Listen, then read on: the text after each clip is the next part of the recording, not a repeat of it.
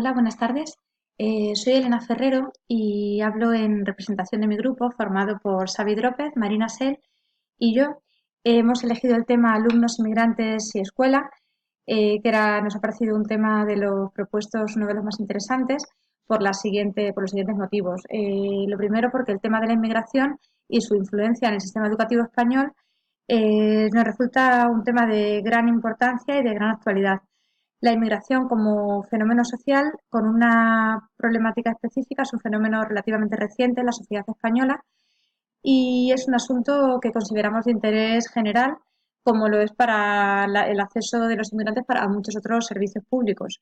Nosotros como docentes debemos tener conciencia de que sí, esto conlleva una problemática muy específica en torno a los alumnos que llegan nuevos a nuestro sistema educativo y tiene que existir unas políticas, o sea, la importancia de que existan unas políticas bien definidas, una formación específica del profesorado y unos recursos para poder llevar a cabo correctamente esta integración y todo esto los docentes lo debemos conocer. También es importante conocer muy bien el punto de partida de estos chicos que vienen con unos problemas de adaptación lingüística muy importantes en muchos casos, de desconocimiento de la lengua, de desconocimiento y de inadaptación cultural, traen por detrás problemas de desimplicación familiar, parental. Hay que conocer si son de primera o de segunda generación, si son hijos de inmigrantes o si ellos mismos son inmigrantes. Y lo más importante de todo, que nos debemos deshacer de ideas preconcebidas. Hemos realizado una selección de 3 artículos que ahora iremos comentando. Realizaremos una comparativa entre ellos con puntos en común y alguna diferencia. Y propondremos algunas soluciones que nos han parecido interesantes y unas conclusiones y luego qué aprendizaje hemos sacado al realizar esta tarea. Hemos seleccionado estos 3 artículos que aquí podéis ver y voy a pasar a describir brevemente uno por uno. En el primer artículo, que el autor titula La concentración de inmigrantes en las escuelas españolas, es un análisis en el que el autor pretende demostrar si existe o no una correlación entre inmigrantes y el rendimiento académico, dada la preocupación que esto despierta en las poblaciones receptoras eh, respecto a los inmigrantes y la estigmatización de estos grupos. Existe una sobrerepresentación de hogares inmigrantes en determinadas zonas, sobre todo áreas urbanas, eh, que estimula el proceso de concentración residencial y se retroalimenta. Esto quiere decir, hay una huida de los autóctonos al haber una alta concentración residencial de inmigrantes. Esto hace que baje la demanda de la vivienda en estas zonas. Al bajar la demanda disminuye el precio y aumenta la concentración de inmigrantes. Debido a que el sistema actual en la enseñanza pública es el sistema de puntos, muchos centros, por cercanía, muchos centros tienen sobreconcentración porque los hijos de estas familias, por cercanía, consiguen acceder a los mismos centros. El autor analiza las diferentes medidas que tradicionalmente se han tomado en muchos otros países y evalúa su pertinencia o no en el nuestro. Llega a la conclusión en que las medidas que se han tomado en otros países, como puede ser la dispersión geográfica, centros de educación prioritaria, no siempre van a ser adecuadas para nuestro país.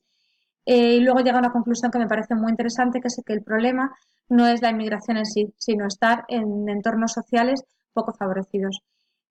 También hace mucho hincapié este autor en que existe un vacío muy grande de información y de estudios al respecto. Entonces, las administraciones públicas se están creando un problema muy grave, es alarmante como las administraciones toman decisiones en base a datos con muy poca solidez y que se diseñen instrumentos para la gestión basados en la improvisación y en una escasa reflexión. En el segundo artículo, que el autor denomina concentración de inmigrantes y resultados escolares, una falsa alarma.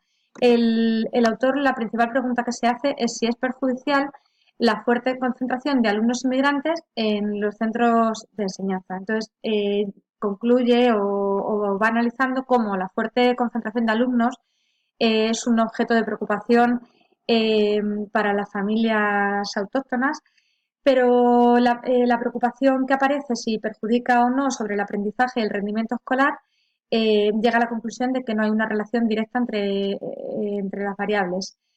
El problema de la concentración hace que muchas familias eviten estos centros, sobre todo los padres mejor informados, pero a pesar de estas creencias sociales, analizando datos que arroja el informe PISA en diferentes años, se llega a la conclusión de que no se muestra efecto entre concentración y aprendizaje, y tampoco se muestran indicios claros de huida de los nativos con mejores resultados escolares o como estatus social.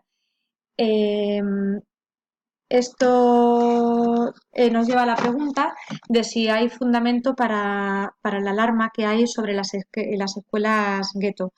Pero el autor dice que no puede afirmar si sí o si no, porque el informe PISA no refleja datos sobre esto. Afecta a materias concretas, a competencias de tipo general, pero no puede analizar las costumbres, la falta de adaptación a las costumbres locales, cómo los inmigrantes agudizan los problemas de convivencia y de disciplina. Esto no lo refleja PISA, entonces no puede concluir nada sólido. El artículo tercero, algunas cuestiones en torno a la integración del alumnado de origen inmigrante. Se trata de un artículo más bien descriptivo en el que el autor refleja cómo la sociedad catalana, ante una realidad multiétnica, reclama cada vez más atención el tema de la inmigración por parte de las instituciones. En Cataluña hay una ley, que es la Ley de Educación de Cataluña, en la que se recogen medidas muy concretas de integración lingüística. Es un primer paso.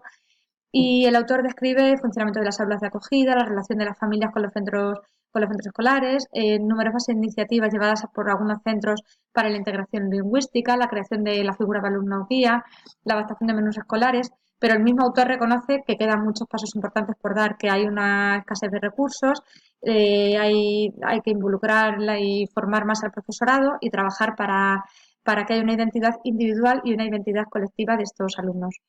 La comparativa que hemos realizado entre los tres artículos nos lleva a concluir principalmente estos puntos en común. La existencia de fuentes de información son muy deficientes. La fuente principal de datos son los informes PISA, que tienen poca solidez y fiabilidad en sus conclusiones. Hay una falta de rigor, de coordinación y de análisis en los datos.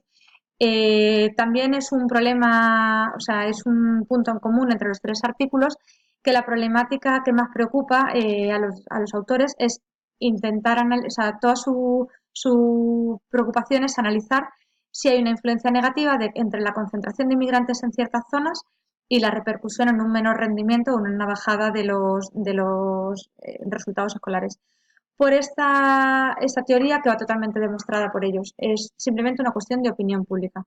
Los autores también coinciden en que estos centros de alta concentración son pocos, en pocas comunidades autónomas, suelen ser públicos y están muy localizados. Los datos de los informes PISA dicen que no se ve correlación entre alumnos inmigrantes y el bajo éxito escolar, y la relación es solo una cuestión de nivel socioeconómico, no del origen de los padres.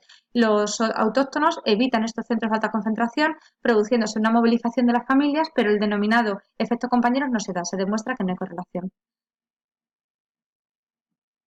Los resultados académicos están afectados principalmente por el estatus socioeconómico y el nivel académico de las familias. Se habla del efecto llamada, pero el nivel de los autóctonos es muy similar. La concentración no es por nacionalidad, sino por el nivel socioeconómico. La problemática real es una falta de integración a medio plazo, que va a generar problemas futuros de integración y socialización y problemas de división social. Las políticas que se adoptan son improvisadas y sin una reflexión previa, no están de acuerdo todos los autores, y la inmigración no debe ser una amenaza, sino una fuente. Al no existir herramientas de integración definidas en nuestro país, la perspectiva de cada autor es muy diferente, porque se basa en experiencias en otros países, no son medidas concretas para nuestro país, por lo que son incoherentes entre unos autores y otros. Las principales conclusiones que hemos sacado son las siguientes. El punto de partida de cualquier política debe ser la recopilación primera de datos sobre la inmigración. Las políticas tienen que estar adaptadas a la problemática real de nuestro sistema. Es un problema complejo, con procesos muy dispares, y tienen que estar individualizados en muchos de los casos. No hay que fiarse de los estereotipos. El origen de los problemas no siempre son lo que parecen. La dispersión en ese problema no ayudaría a reducir las desigualdades de resultados. Como propuesta, la creación de áreas de influencia, el sistema de puntos, la creación de zonas escolares prioritarias o mejoras en las adaptaciones de centros escolares. Aprendizaje, responsabilidad para acoger a los alumnos para integrar, no dejarse influir por estereotipos y la importancia de la formación del profesorado para inculcar valores y evitar conflictos. Gracias.